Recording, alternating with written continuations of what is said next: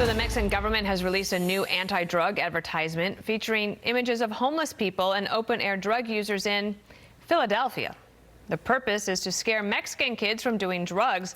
But why is Mexico using video from Philly? And what's the reaction there in that city? Let's bring in Jennifer Stefano, columnist for the Philadelphia Inquirer and a fellow with the Independent Women's Forum.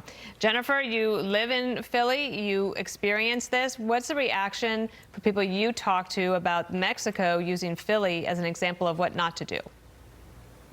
Yeah, well, we're absolutely horrified by what's happening on the streets of Philadelphia, and it's no lost irony on any of us who love and care about the city of Philadelphia that Mexico is an enormous part of the problem, that there are cartels, that they allow illegal drugs to flow through the border into the United States and do not protect their northern border. Our southern border is hugely problematic. While I'm not against anything showing children the true devastation that is happening on the streets of Philadelphia, I would argue that the Mexican government is an enormous part of this problem. One of the things I have here is call for number one, drug overdoses in Philly, almost 1,300.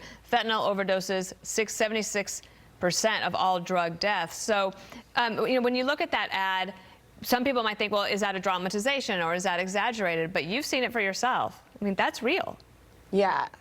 Yeah, no, Dana, I've driven down. It's called Kensington, K&A, and I won't drive down to it anymore. It is one of the most tragic things that you ever see. The video is just a small part of what really is going on there. And this is the failed war on drugs, where we as the United States decided to criminalize a disease, addiction.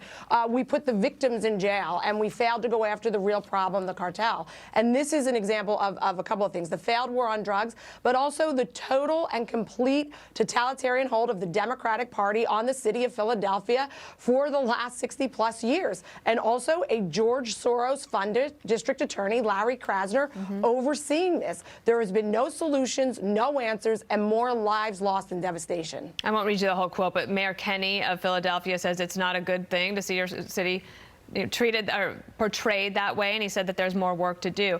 You mentioned Larry Krasner, the prosecutor in Philadelphia. This just came across. I understand that there's going to be an impeachment vote in the House Judiciary Committee to see if they could get him out. Is that a realistic thing?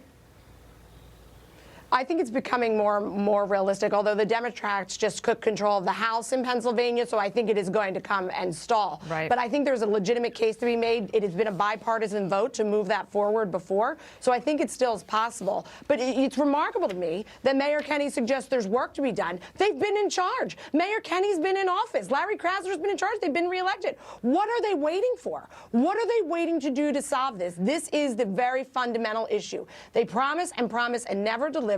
And now lives and devastation are being lost. And by the way, there are many good people living in Kensington that have to deal with this every day. People lying on their stoops, children walking to school through the drugs and the carnage of this.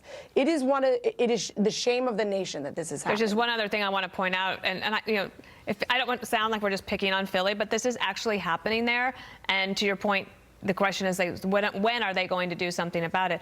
Gas station shootings and robberies are way up in Philly. This will call for number three, that there have been 69 gunpoint robberies at stations in 2022, up from 65 for all of 2021.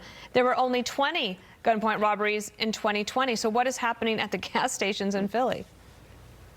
Look, it's what the gas station, there's two things going on. Number one, it's one of the last places people must go to outside of their home. You don't have to go to a grocery store. You don't have to go to a mall. Those parking lots are not a sure thing for people, but people do have to go to the gas station. They usually pop out of the car. We leave it unlocked. Our phones are in the car, purses, wallets, and it's probably one of the last places where there's a lot of cash transaction as well. It's where people tend not to pay attention. It's easy target, easy prey, and once again, this shows, and I understand, I don't think you're picking on Philadelphia. And this is not a dramatization. This is the real life here, that because we have lawlessness in our city, thanks to the George Soros-funded DA, Larry Krasner, and an incompetent mayor, and a near chokehold by the Democratic Party, there have been no solutions and no improvement on people's lives. In fact, if you live in the city, your lives are worsening. The crime is worse, the murders are worse, and there's no safe neighborhood.